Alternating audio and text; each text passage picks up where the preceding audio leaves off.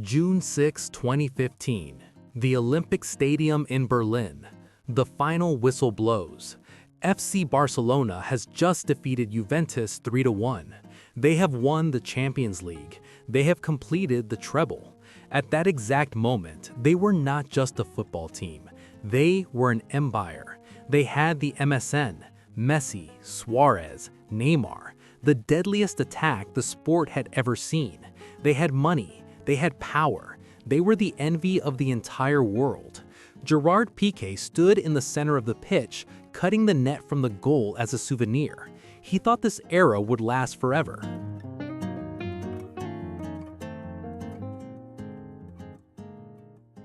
If you told a Barcelona fan that night that in just 6 years their club would be technically bankrupt, that the police would raid the Camp Nou offices, and that Lionel Messi would be forced to leave the club in tears because they couldn't afford his salary, they would have called you crazy.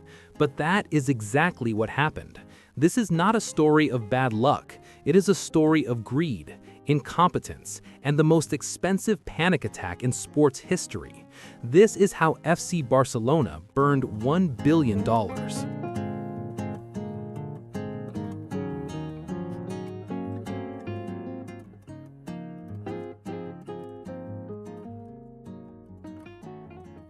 The seeds of the collapse were not planted in defeat. They were planted in victory. After 2015, the board, led by President Josep Maria Bartomeu, became arrogant. They believed the success was due to their genius management, not just Messi's brilliance. But the first domino fell on a hot summer day, August 3, 2017. Paris Saint-Germain did the unthinkable. They triggered Neymar's release clause. A lawyer walked into the La Liga offices with a check, 222 million euros, cash.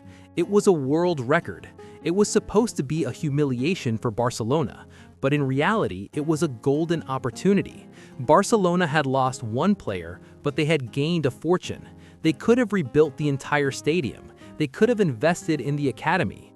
President Bartomeu stood in front of the cameras and promised, "We will manage this money with sense, rigor, and serenity." It was a lie. The board didn't have a plan. They had a panic attack. They felt they needed to replace Neymar instantly to show the world they were still a big club. So, they went shopping. And they didn't just overpay, they destroyed the market. The shopping spree that followed is now taught in business schools as a lesson in failure. First, Ousmane Dembele, a 20-year-old kid from Borussia Dortmund. He had played less than 50 professional games. Panic-stricken, Barcelona paid 135 million euros for him. He arrived, did a few kick-ups at his presentation, and then got injured. But the problem wasn't his legs, it was his discipline. Reports leaked that he was addicted to video games, often playing until 4 a.m. and missing training the next morning. The club had to send security guards to his house just to wake him up. He was a Ferrari driven by a learner driver. But Bartomeu wasn't done. 6 months later, he went for Felipe Coutinho. Liverpool didn't want to sell, but Barcelona was desperate. They paid 160 million euros, the most expensive signing in the club's history. He was supposed to be the new Iniesta, but tactically, he had no place in the team. He couldn't defend, and he occupied the same space as Messi. He was a ghost on the pitch. And finally, the insult. Antoine Griezmann.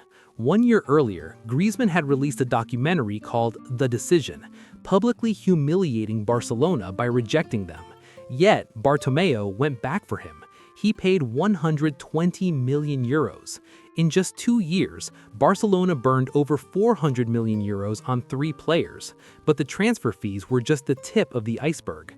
The real killer was the wages. To convince these stars to join a chaotic club, Barcelona had to overpay drastically. They shattered the wage structure. Coutinho was on 20 million a year. Griezmann was on 30 million. When the old guard, Piqué, Busquets, Jordi Alba, saw these new signings getting rich, they knocked on the president's door. They said, "We won the titles. Where is our money?"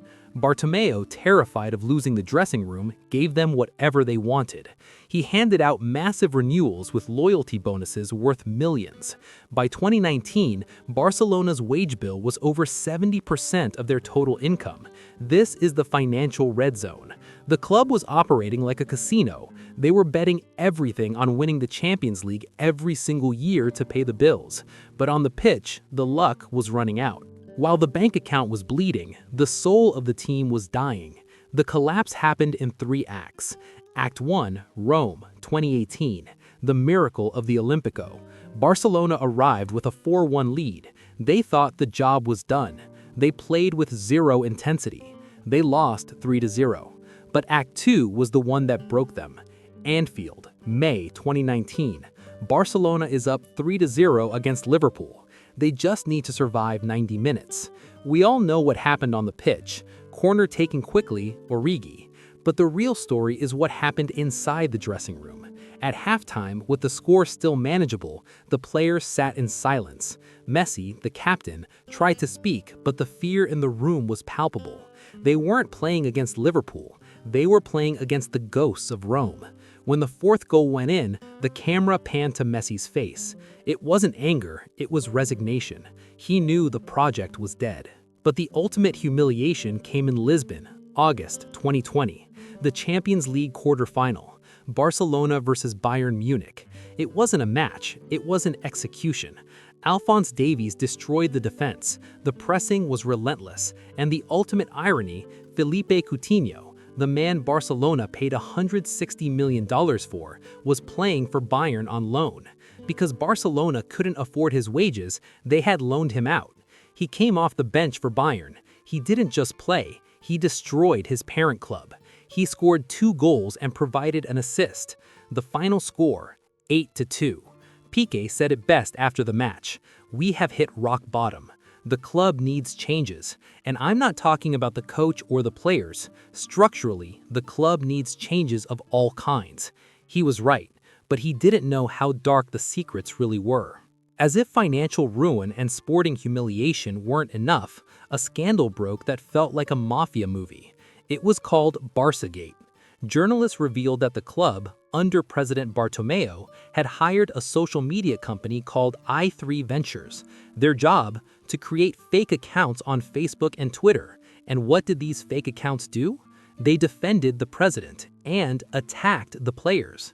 Yes, you heard that right. The club was paying money to attack its own stars. They criticized Piqué for his business deals. They attacked Messi for delaying his contract renewal. They even attacked Messi's wife. The police eventually raided the Camp Nou offices. Bartomeu was arrested. The civil war was total. The trust was gone. In the middle of this chaos, the newspaper El Mundo dropped a bomb. They leaked Lionel Messi's contract. The headline read, "The pharaonic contract that ruined Barcelona." Over 4 years, Messi was set to earn €555 million. It was the biggest contract in the history of sports. Half the fans said he deserved every penny for what he generated for the club. The other half said it was madness. But the truth was, the club literally did not have the cash to pay it anymore. The debt was not 200 million. It wasn't 500 million. It was 1.3 billion. The club was technically bankrupt. In 2021, a new president, Joan Laporta, arrived. He looked at the books and found a black hole. La Liga regulations were clear. The wage cap had been exceeded by hundreds of millions. They could not register new contracts. Laporta tried everything. He asked players to take pay cuts. He tried to sell players. But nobody wanted the massive wages of Coutinho or Griezmann. There was only one solution. The one thing nobody wanted to do. On August 8, 2021, the impossible happened. Messi stood at a podium. He wasn't wearing a Barcelona kit. He was wearing a suit. He tried to speak, but he broke down in tears. He said, "I did everything possible to stay," and he told the truth. He offered to cut his salary by 50%, but it wasn't enough. The years of reckless spending, the Dembélé millions, the Coutinho disaster, it had all added up. The math simply didn't work. Barcelona had to let the greatest asset in sports history walk away for free just to keep the lights on.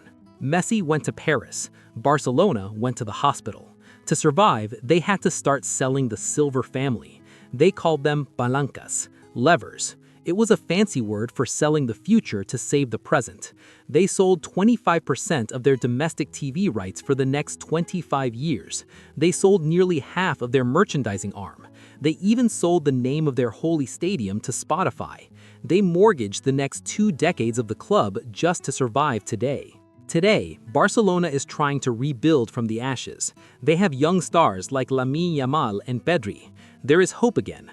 The stadium is being rebuilt, but the scars of the Bartomeu era will last for decades.